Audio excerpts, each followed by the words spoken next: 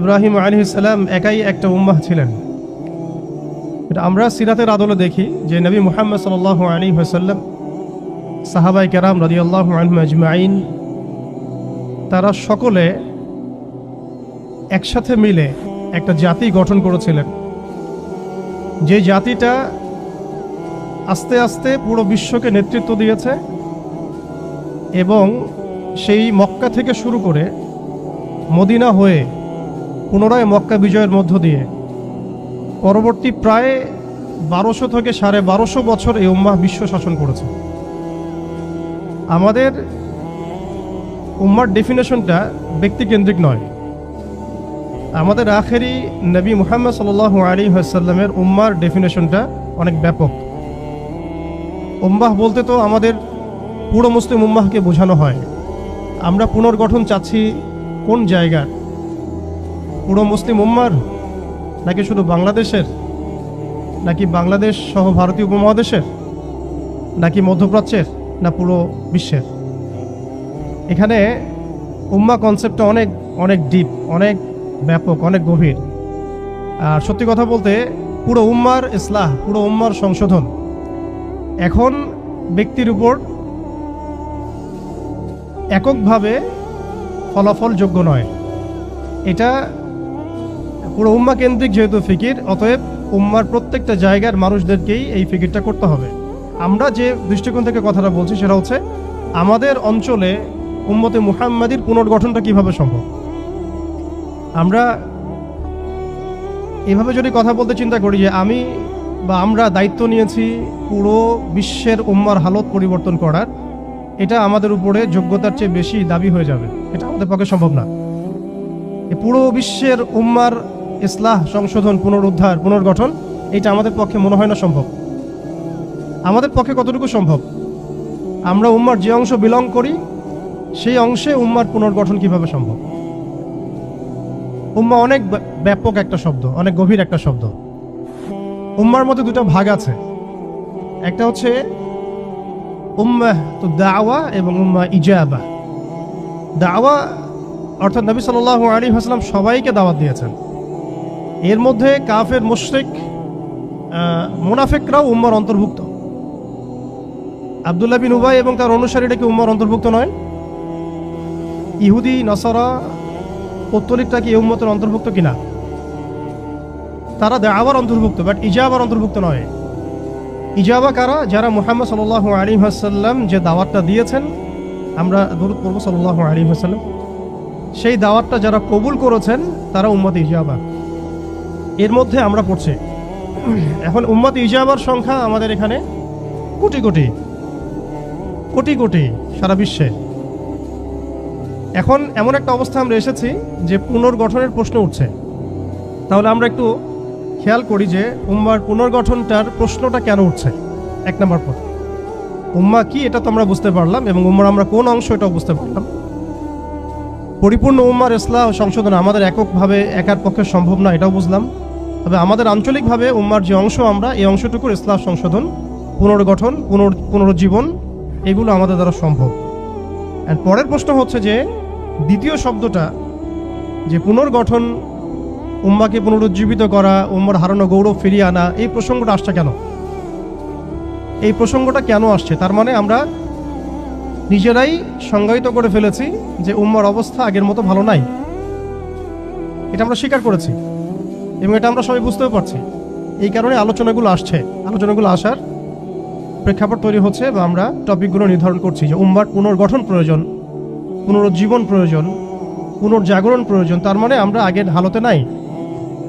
আমরা আগের হালতে নাই, এটা মাথায় আসলে আবার এটাও মাথায় আসতে হবে আগে আমরা কোন হালতে ছিলাম। আমরা আগে কোন হালতে ছিলাম? একজন ব্যক্তি রমাদান মাসে লাইলাতুল কদরে হেরা গুহায় আল্লাহ রাব্বুল আলামিনকে ডাকছেন, আল্লাহ রাব্বুল আলামিন তাকে আল কোরআনের মতো কিতাব প্রদান করছেন এবং তাকে সর্বশেষ এবং চূড়ান্ত নবী হিসেবে আল্লাহ পাক মনোনীত করছেন। কেন সেই ব্যক্তি হেরা গুহায় আল্লাহ রাব্বুল আলামিনকে এভাবে ডাকছেন? কারণ তিনি যে সমাজে বসবাস করেন সেই সমাজটাকে আইয়ামে জাহিলিয়াত বলা হতো। সে সমাজের মধ্যে শিরক ছিল, সুদ ছিল, রিবা, মাদক, নারীর অবমাননা, গোত্রীয় হানাহানি, এরকম জাহালাতেপূর্ণ একটা সমাজে তিনি আল্লাহ পাককে ডাকছিলেন। সে একজন ব্যক্তি থেকে আস্তে আস্তে দাওয়াত শুরু হলো এবং তিনি প্রথমে ম্যান টু ম্যান দাওয়াত দিতে লাগলেন। আবু বকর, উসমান, উমর, আলী রাদিয়াল্লাহু আনহুম আজমাইন, তাদের মধ্যে সাহাবী তৈরি হতে লাগলো। এক পর্যায়ে মক্কায় 13 বছর দাওয়াতের মধ্যে আমরা সবরের পরিচয় দিলাম, ধৈর্যের পরিচয় দিলাম, দাওয়াত অব্যাহত থাকলো, আমরা নির্যাতন নিপীড়ন সহ্য করলাম। এক পর্যায়ে আমরা হিজরত করলাম, প্রথমে আবিসিনিয়ায়, কখনো তায়েফে, এক পর্যায়ে মদিনায় গিয়ে ইসলামী রাষ্ট্র কায়েম হলো। আমরা জিহাদ এবং দাওয়াতের মধ্য দিয়ে আস্তে আস্তে মদিনাকে বেস করে বদর, উহুদ, খন্দক, মৌতা, তাবুক এইসব সিঁড়ি পেরিয়ে মক্কা বিজয় পর্যন্ত আসলাম। মক্কা বিজয় পর্যন্ত আসার পরে আমরা দেখলাম যে আইয়ামে জাহিলিয়াতের কোনো জাহালাত মক্কার মধ্যে নাই। যেই মক্কা আমরা ছেড়ে গিয়েছিলাম 23 বছরের ব্যবধানে আমরা দেখলাম সেই মক্কা আইয়ামে জাহিলিয়াত মুক্ত হলো। শুধু তাই নয়, সেখানে কোনো শিরক থাকলো না, কোনো রিবা থাকলো না, কোনো মাদক থাকলো না, কোনো নারীর অবমাননা থাকলো না, গোত্রীয় হানাহানি থাকলো না। যেখানে আমরা ছিলাম মুস্তাদআফিন, দুর্বল, আমরা ছিলাম মক্কা থেকে বিতাড়িত, আমরা ছিলাম সংখ্যালঘু, সেখান থেকে আলহামদুলিল্লাহ মাত্র 23 বছরের ব্যবধানে আমরা পুরো জাজিরাতুল আরবকে শাসন করলাম। এবং সেই বেইজের উপর দাঁড়িয়ে আবু বকর, ওমর, ওসমান, আলী রাদিয়াল্লাহু আনহুম আজমাইন তারা আরও প্রায় 30 বছর ইসলামী খেলাফা বাস্তবায়ন করলেন। এমনকি তাদের বেইজের উপর দাঁড়িয়ে উমাইয়ারা শাসন করলো প্রায় 90 থেকে 95 বছর, আব্বাসীয়রা প্রায় 500 বছরের মতো। এরপরে আসলো তুর্কিরা, মাঝখানে ফাতেমিরা, আপনারা জানেন মামলুকরাও শাসন করেছে, সেলজুকরাও করেছে, অটোম্যানরাও করেছে। তো আমরা বুঝতে পারছি যে উম্মাহ এই হালতে ছিল না এখন যে হালতে আছে। এই ছোট্ট কথা থেকে আমরা বুঝতে পারলাম যে উম্মাহ একসময় বিজয়ী ছিল সব দিক থেকেই, শুধু ব্যক্তিগতভাবে নয়, আধ্যাত্মিকভাবে নয়, শুধুমাত্র তাসকিয়াগত দিক থেকে নয়, শুধুমাত্র সামাজিকভাবে নয়, বরং রাজনৈতিকভাবেও। অর্থাৎ উম্মার পুনর্গঠন, পুনর্জীবন, এই যে কথাগুলো আসে, এগুলো বেসিক্যালি আমরা রাজনৈতিক টার্মিনোলজি থেকে ডিল করছি আর কি। আমাদের উম্মার অবস্থা সবসময় এই বিশ্বকে নেতৃত্ব প্রদানকারী অবস্থায় ছিল, যেখান থেকে আমরা এখন সরে আসছি বলে আমাদেরকে এই টপিক নির্ধারণ করতে হচ্ছে যে কিভাবে আমরা এর পুনর্গঠন করব, পুনর্জীবন করব। এতটুকু আমাদের কাছে ক্লিয়ার যে আমরা এক সময় বিশ্বকে শাসন করেছি, বিশ্বকে নেতৃত্ব দিয়েছি।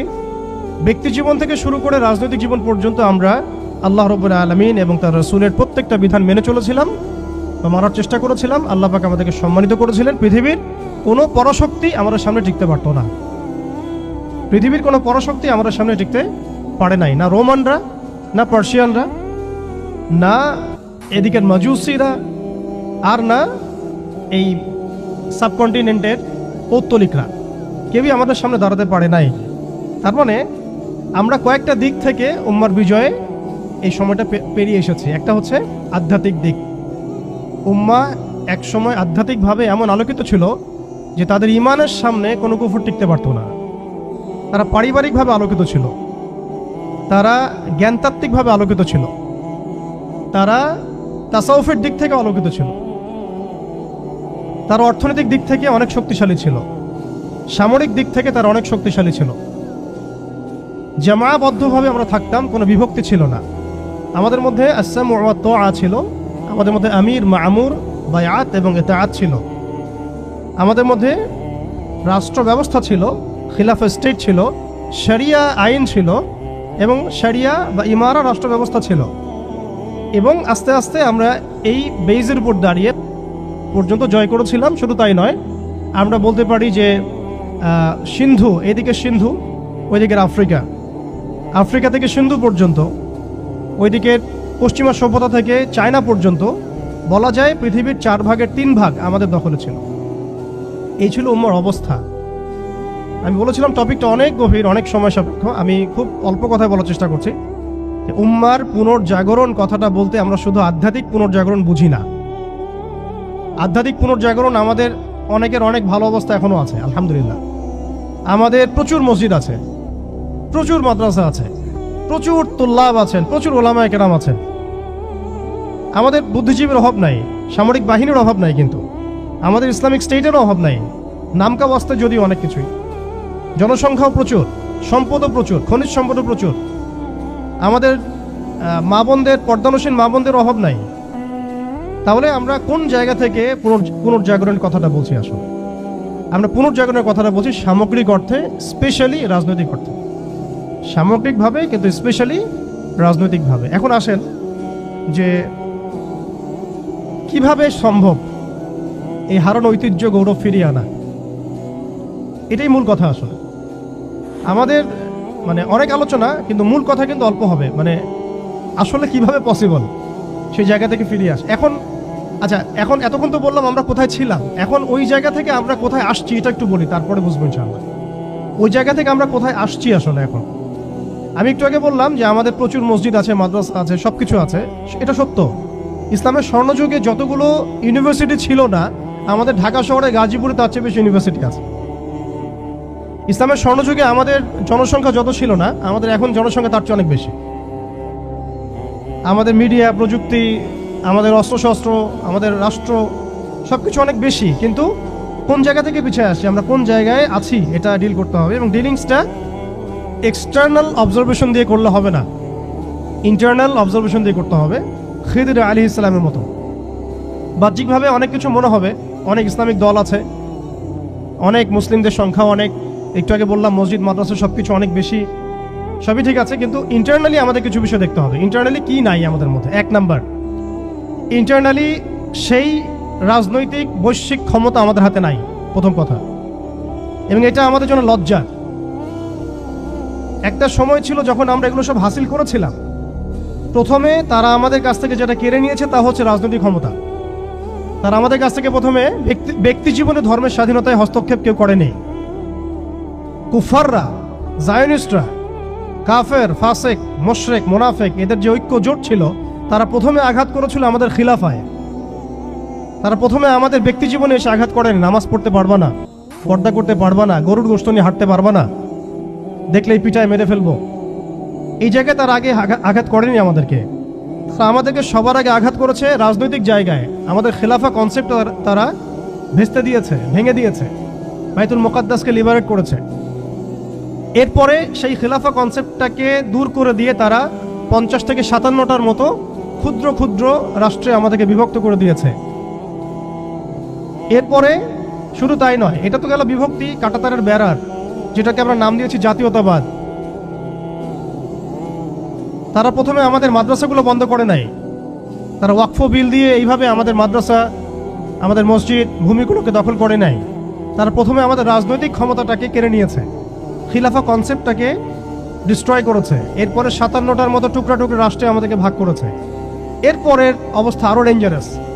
ওই রাষ্ট্রগুলোর মধ্যে তারা তাদের তাবেদার মোনাফেক শাসক বসাইছে। তাদের ধাপগুলো বুঝেন, কোন জায়গা থেকে আমরা কোন জায়গায় আসছি। তারপরে আমি অল্প কথা শেষ করব যে সলিউশন হতে পারে কি কি, যদিও সেগুলোর বেশিরভাগই তাত্ত্বিক, প্র্যাকটিক্যাল খুব কমই হবে। আর প্র্যাকটিক্যাল কেন কম হবে? আমাদের কারণেই হবে। কারণ আমরা অনেক কিছু বুঝি কিন্তু কাজ করতে চাই না। আমরা বুঝি অনেক কিছুই, কাজ করতে বলেন কাজের বেলা নাই, বুঝার বেলা আছে। এগুলো আমরা বুঝতে আসি 100 বছর থেকেই। কেউ বুঝেও বুঝি না, কেউ দেখেও দেখি না, শুনেও শুনি না। ওইদিকে পরে আসি, হার্ডলাইনে চলে যাব আর কি। এখন রাষ্ট্র ভাগ করার পরে আমাদেরকে জাতীয়তাবাদে বিভক্ত করা হয়েছে। এরপরে আরো মারাত্মক যে কাজটা করা হয়েছে সেটা হচ্ছে আমাদেরকে নিরস্ত্রীকরণ করা হয়েছে। আপনি আপনার রাষ্ট্রের অভ্যন্তরে নিজের ইচ্ছায় আপনি বিশ্বের মারণাস্ত্রগুলো তৈরি করতে পারবেন না। তারা আপনাকে আইন করে দিয়েছে, ব্যান করে দিয়েছে।